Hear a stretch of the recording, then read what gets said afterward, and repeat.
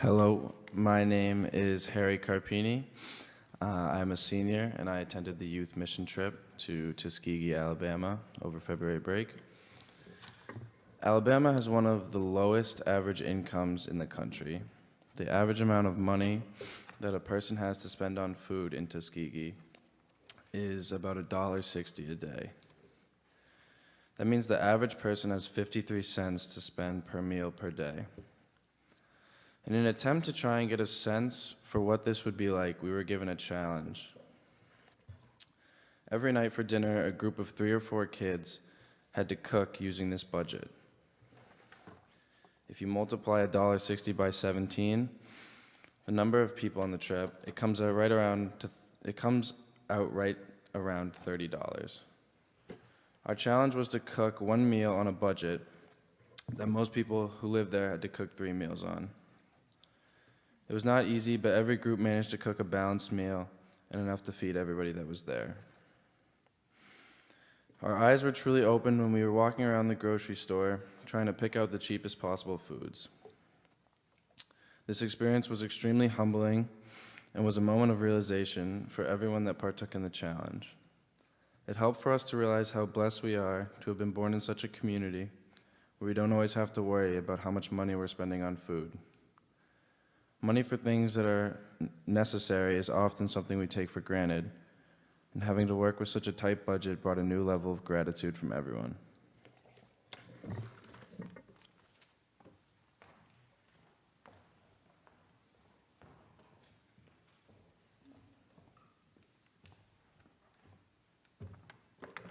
Hi, my name is Jane Dodge, and I'm a junior. And Ben asked me to come and talk about the Alabama mission trip, specifically the work site. So I worked on the Matthews house, but there was another site that some of the other kids on the trip were stationed at. My initial impression of the work site when we first pulled up to the house was that it was very run down, in the sense that from the outside, you could see that the mobile home's windows were very dirty, and the linoleum of the house was bent in a lot of places. Also, there were a lot of toys and bikes and garden figures all over the yard. Honestly, as awful as it is to say, before I met Miss Matthews, I did think to myself, why would someone let this get so bad? However, the minute that we did meet Miss Matthews, my perception of her home began to change. She was a grandmother of 21 on her second hip replacement, and she was raising her 2 granddaughters that she had just managed to get out of a foster home in Texas. And yet, she was not bitter at all, and I think that was because she took such pride and found her purpose in raising her granddaughters, and that really made an impact on me. I would say that all of us that were stationed at this work site felt this way, and so we were really inspired to do the very best job for her that we were capable of. I think working on her house changed how I looked at its condition as well. It really takes a lot of time, energy, and money to fix a home. Not to mention, mobile homes actually depreciate in value over time, and so the work needed to maintain them actually increases as the age of the homeowner increases, which, as you can imagine, is not ideal. Our main projects for helping to combat this unfortunate situation were replacing a window, sanding and mudding, and then painting her ceiling, and finally adding crown molding. I would say that although these projects were definitely physically demanding, there was so much camaraderie within the group, and the overall atmosphere was definitely one of laughter and learning, so it was never tiresome. We would all listen to music and pull pranks on each other, so it was actually really fun. Also, no one got upset when someone, usually myself, bent a nail or cut a board the wrong length, so everyone was just there to get the most out of the experience, and so we're very eager to assist in anything they could. During the ceiling work, we did end up seeing the inside of Miss Matthews' house, and it was extremely different from the outside. Everything was just so meticulously ordered that you could really see how much this home meant to her. And so overall, just like Peter, James, and John, my view of this home, and I suppose poverty in general, changed from the inside out, because when you put everything about this woman together, her situation appears very differently. For me, I would say that not passing judgment before you get to know someone and that cooperation are key were definitely 2 of the big takeaways from the trip, at least for me. Thank you.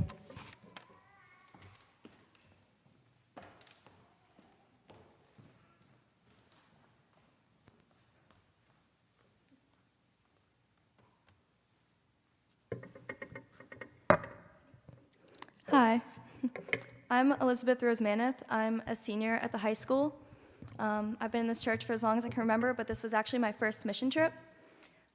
Throughout high school, I've been frustrated by constantly having conflicts, having multiple things to go to at the same time, and choosing between opportunities, which is why I hadn't been able to go on one before. But now I see that that's a really good problem to have in high school, just having so many opportunities available to me. Growing up in Winchester, I've received a great education and a lot of support from the people around me. But I'm not here to tell you about me. I'm here to tell you about people who did not have these opportunities, people whose lives and livelihoods have been cut short by racism and racial injustice. On the last day of our trip, we traveled to Montgomery to visit the National Memorial for Peace and Justice and the Legacy Museum, which follow the manifestations of racial injustice from enslavement through lynchings and mass incarceration today.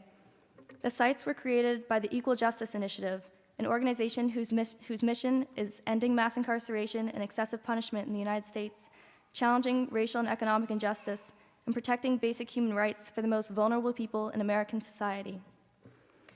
As the Equal Justice Initiative describes, more than 4,400 African American men, women, and children were hanged, burned alive, shot, drowned, and beaten to death by white mobs between 1877 and 1950. Millions more fled the South as refugees from racial terrorism, profoundly impacting the entire nation. Until now, there's been no national memorial acknowledging the victims of racial terror lynchings. On a six-acre site atop a rise overlooking Montgomery, the National Lynching Memorial is a sacred space for truth-telling and reflection about racial terror in America and its legacy. When we first got to the memorial, you walk up a path that has panels with information about slavery and how that led to racism and lynchings all over the United States. The first thing you see is this sculpture of slaves in chains, and their movements are so desperate, and their faces are twisted in agony. It was really difficult to look at just because there was so much emotion in it. The memorial is arranged in like a square, and as you walk in, you're immediately confronted with pillars that are about the size of caskets or coffins that are suspended from the ceiling, and they have the names of counties on them, and then the names and dates of people who were lynched in those counties. There were also quite a few who were listed as unknown. These were unidentified bodies and people who cannot be fully honored. One pillar, Carroll County in Mississippi, had 23 people who were killed on the same day, March 17th, 1886. 10 of them are listed as unknown.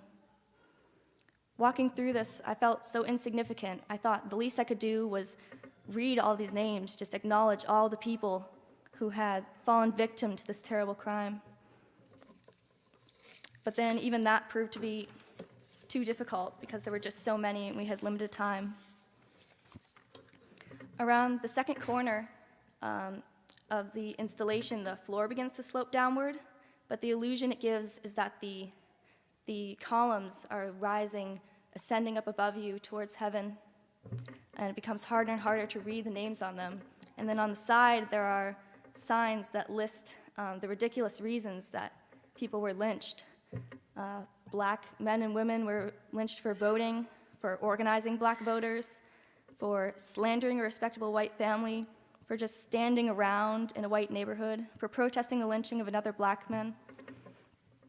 There were also reasons involving white women for frightening a white girl, for talking to a white woman, for asking a white woman for a drink of water.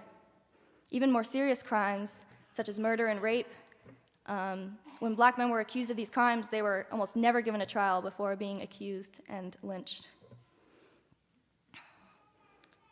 The whole installation was really overwhelming, but really well done. At the end, I just had to kind of sit and just kind of process everything.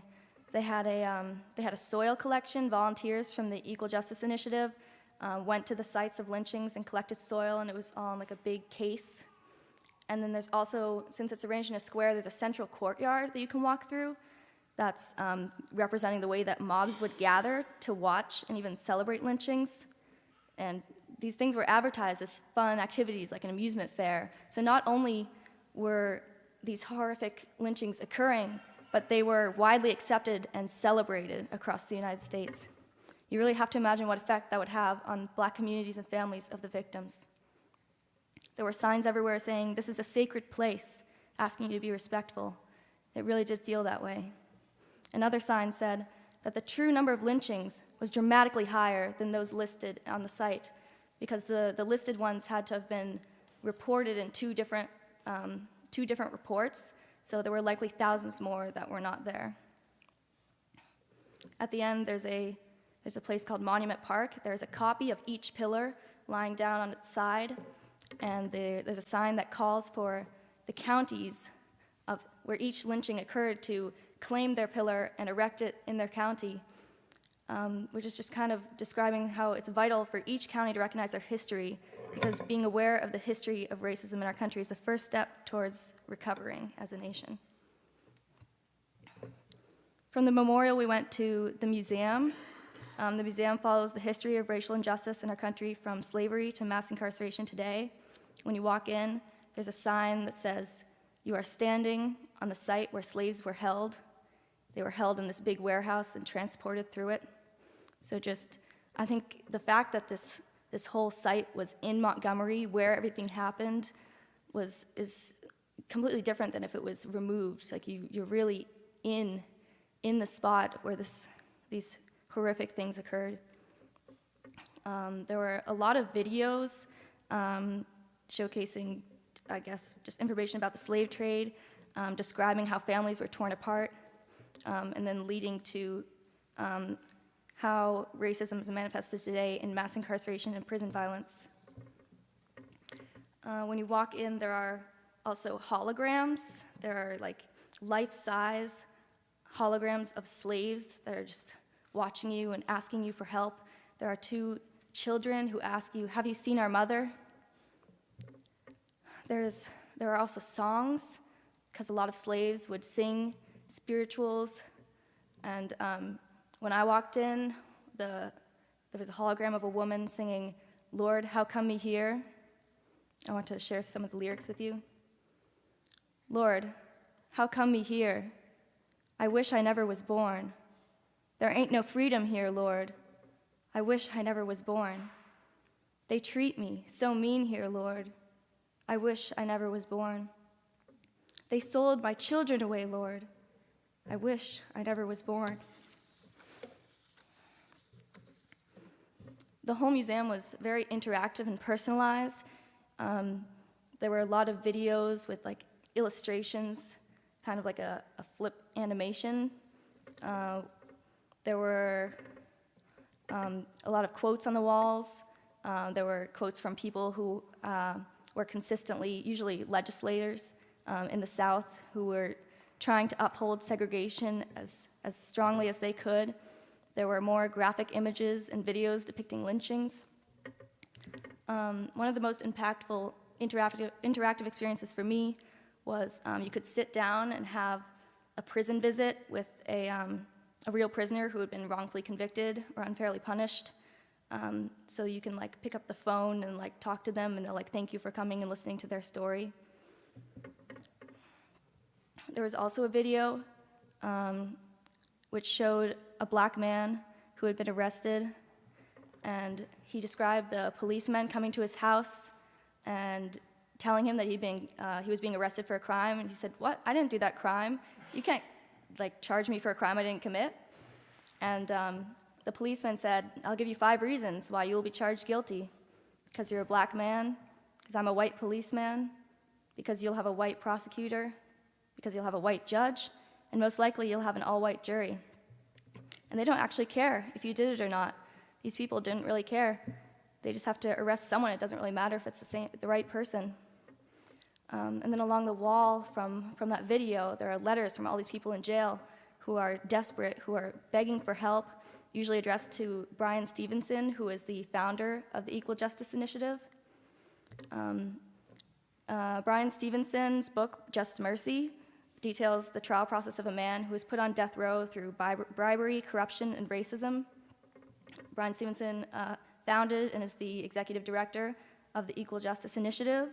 He has led the organization to win major legal challenges, eliminating excessive and unfair sentencing, exonerating innocent death row prisoners, confronting abuse of the incarcerated and mentally ill, and aiding children prosecuted as adults. The scars of slavery have not healed. The Equal Justice Initiative is committed to facing the legacy of slavery head-on and fighting racial injustice today, largely in the form of ending mass incarceration, but they cannot do it alone. Each of us needs to reflect on the legacy of slavery and racial terror in our country, Publicly confronting the truth about our history is the first step towards recovery. Recovery will not happen on its own. Each of us needs to do work to understand our roots, to discover what divides us and what unites us. Ending our trip by visiting the memorial and museum had a huge impact on all of us. That night, we reflected on the memorial and museum and talked about the impacts that they had. After discovering the poverty and conditions of the people of Tuskegee and the surrounding areas, the conditions that they live in, it was vital for us to kind of understand their roots within our country and realize that it's up to all of us to make things right. Thank you.